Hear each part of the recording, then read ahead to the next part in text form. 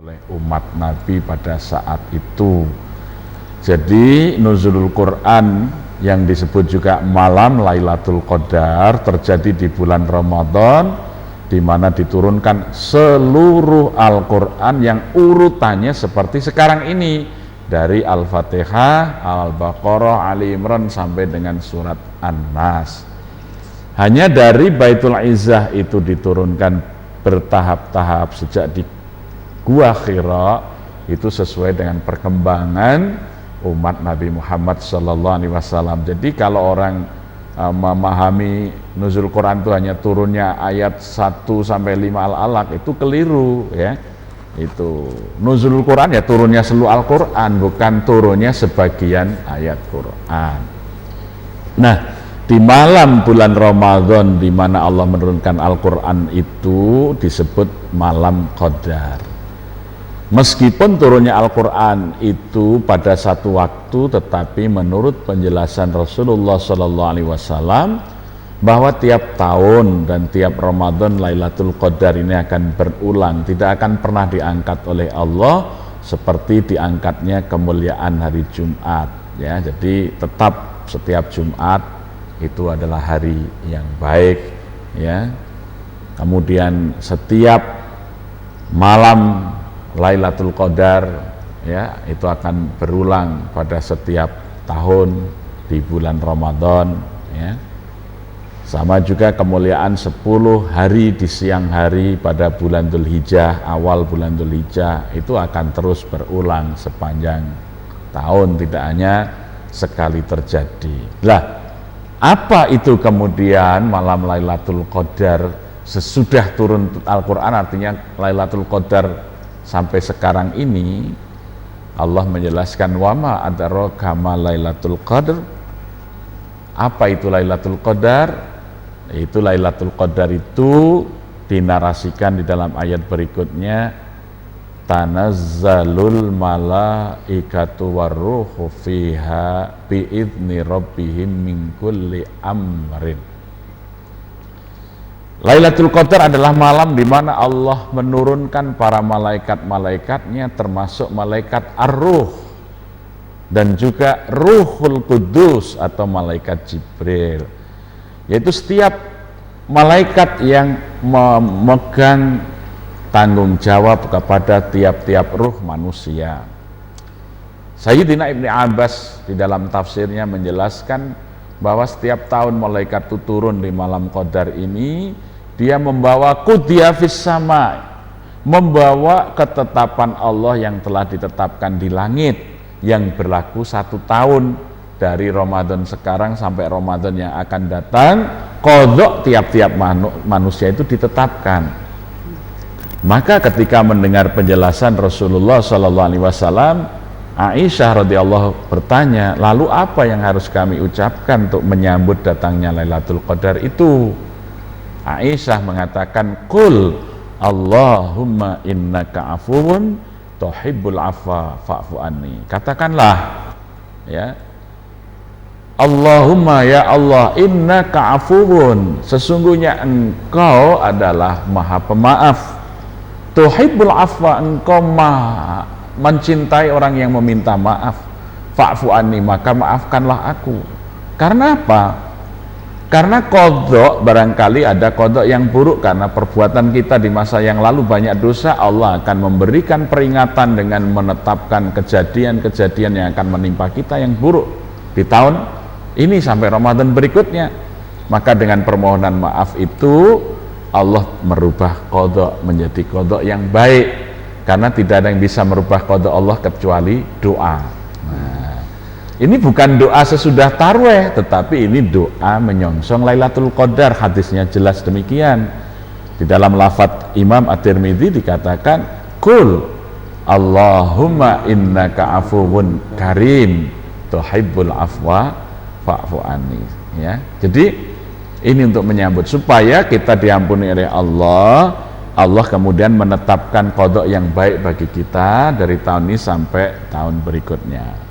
Bahkan diberikan sedikit penjelasan oleh Ibnu Abbas radhiyallahu an. Kadang-kadang para malaikat yang membawa qadha dari langit ini kemudian setelah kembali ketika fajar mereka duduk di awan-awan, kemudian sering membicarakan qada yang telah ditetapkan, ya, kemudian jin-jin, setan-setan berusaha mencuri dengar. Nanti kalau dia dapat informasi bocoran itu summa taujihi ilal kuhan, dia akan memberi taujih kepada para dukun, ya.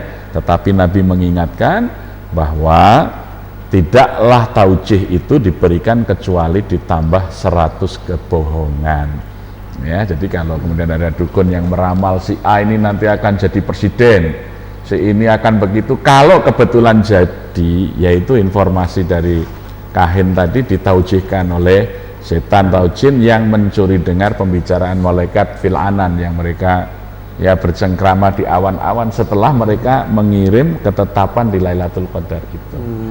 Nah, oleh karena itu diperintahkan kita ini berjaga di malam hari, bahkan kalau mengikuti sunnah Rasulullah SAW 10 hari terakhir bulan Ramadan itu beliau menetap di masjid dan tidak keluar sama sekali, bahkan kecuali buang hajat tentu saja.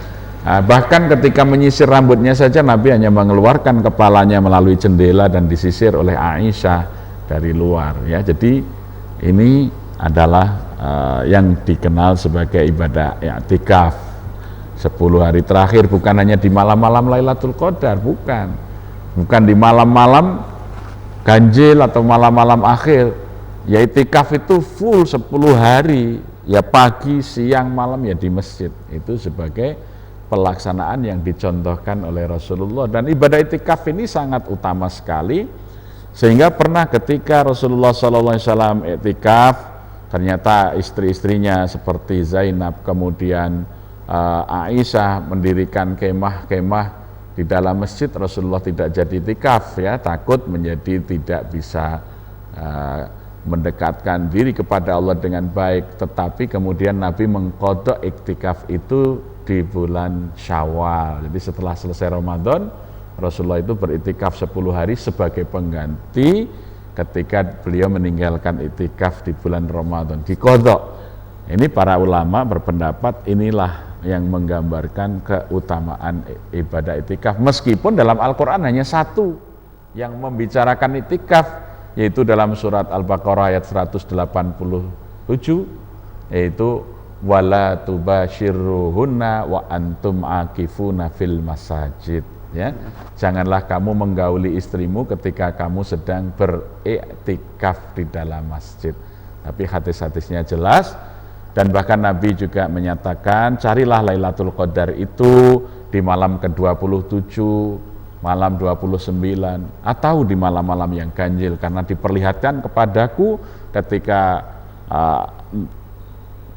turun Lailatul Qadar itu, ya, lantai basah, ya, berlumpur karena hujan, tetapi aku dibuat lupa kapan itu persisnya. Makalah carilah di hari-hari akhir bulan Ramadan di malam-malam yang ganjil. Persoalannya Ramadan itu kadang-kadang satu Ramadannya bisa berbeda satu sama lain, jadi kita nggak bisa lagi ganjil menurut hitungan yang mana, kan gitu. Jadi oleh karena itu, ya, carilah, ya, di 10 hari yang terakhir. Kira-kira demikian. Ya. Baiklah pemirsa yang dirahmati Allah Subhanahu wa taala, tadilah penjelasan tentang Lailatul Qadar, dan juga beliau sempat menyinggung tentang iktikaf di 10 akhir di bulan Ramadan. Dan tentunya kita semuanya kami memberikan kesempatan bagi para pemirsa LNJ TV untuk bertanya tentang tema kita atau di luar tema kita. Dan Anda tentunya bisa menanyakan hal-hal yang menurut Anda belum Anda pahami dan Anda yakini, dan Anda bisa menghubungi kami di pesawat 1103 atau pesawat 551126. Dan tentunya para pemirsa yang dirahmati Allah Subhanahu wa taala, dengan pertanyaan Anda, harapan kami Anda semakin paham tentang ilmu agama dan menambah ilmu Anda dan menambah keimanan Anda dan keyakinan Anda kepada Allah Subhanahu wa taala. Itulah harapan kami. Sekali lagi kami memberikan kesempatan Anda untuk bertanya berkaitan dengan tema kita tentang Lailatul Qadar. Nah, sambil menunggu pertanyaan dari para pemirsa, Ustadz, kalau kita pahami mana malam Lailatul Qadar, apakah ada Lailatul Qadar itu kalau dari segi bahasa sendiri itu bermakna apa, Ustadz? Kalau Lailatul Qadar sendiri, Ustadz? Ya, jadi dari sisi bahasa lailat itu artinya malam, ya, lail. Kemudian qadar itu kemuliaan atau ketetapan. Ya, qada, qadar. Iya, qadar ya. dan qadar. Itu. Tapi qadar itu juga berarti kemuliaan. Kemuliaan. Jadi itulah malam di mana malam itu sangat mulia karena manusia akan dimuliakan oleh Allah. Barang siapa beramal di dalam malam itu mengerjakan kebaikan apa saja bentuknya, kebaikannya itu akan dilipatkan 1000 bulan. Ya, maka malam itu juga disebut sebagai malam penetapan karena tanazzalul malaikatu waruhu fiha bini rabbi min kulli amrin tadi. Ya, para malaikat membawa ketetapan dari langit untuk manusia yang berlaku dari malam qadar tahun ini ke tahun berikutnya, begitu terus menerus. Ini penjelasan para ahli tafsir, khususnya sahabat Ibni Abbas radhiyallahu an, ya, beliau seorang ahli tafsir yang sejak bayi sudah didoakan oleh Nabi menjadi ahli tafsir. Allahumma faqihu fiddin wa alimu ta'wil. Nah, kemudian asbab nuzul dari ayat ini, surat Al-Qadar itu, yaitu ketika Rasulullah SAW menceritakan kepada para sahabat adanya seorang Bani Israel yang mengangkat senjata fisabilillah selama 1000 bulan. Padahal yang namanya jihad fisabilillah ribat, ya, berjaga semalam saja pahalanya luar biasa. Para sahabat tuh merasa iri, bagaimana ya Rasulullah, kami ini bisa melampaui orang-orang yang di masa yang lalu sampai jihad 1000 bulan. Nah, maka turunlah ayat ini sebagai penghibur orang-orang mukmin bahwa orang mukmin bisa, tidak harus seperti Bani Israel yang berjuang 1000 bulan. Kalau dia beramal baik bertepatan dengan malam turunnya qadar itu, maka kebaikannya senilai 1000 bulan atau lebih kurang 83 tahun. Yaitu, ya, dikatakan Lailatul Qadar khairum min alfi syahrin. Nah, ini juga merupakan suatu kemurahan Allah kepada umat Nabi Muhammad. Jadi kalau umat nabi-nabi terdahulu itu umurnya sampai, misalnya Nabi Nuh itu dan umatnya sampai 1000 tahun. Iya. Baik, ya. Ada pertanyaan, kita sapa dulu saja, ya. Ya. Assalamualaikum. Pak, dikecilkan dulu Pak televisinya biar nggak Mbak storing. Ya, baik, silakan Pak, dengan siapa ini? Dari Junaidi Pak, di Hud Pak. Ya, silakan Pak. Assalamualaikum Pak Ustaz. Waalaikumsalam. Assalamualaikum warahmatullahi. Kami menanyakan Pak, apakah ada Pak tanda-tanda turunnya Lailatul Qadar itu yang bisa kita ketahui Pak? Yang pertama, yang kedua, apakah ada juga tanda-tanda bagi orang-orang yang telah mendapatkan Lailatul Qadar itu Pak? Mungkin itu aja Pak, pertanyaan kami dua. Terima kasih. Assalamualaikum warahmatullahi wabarakatuh. Waalaikumsalam. Dua Ustaz pertanyaan Ya. ya.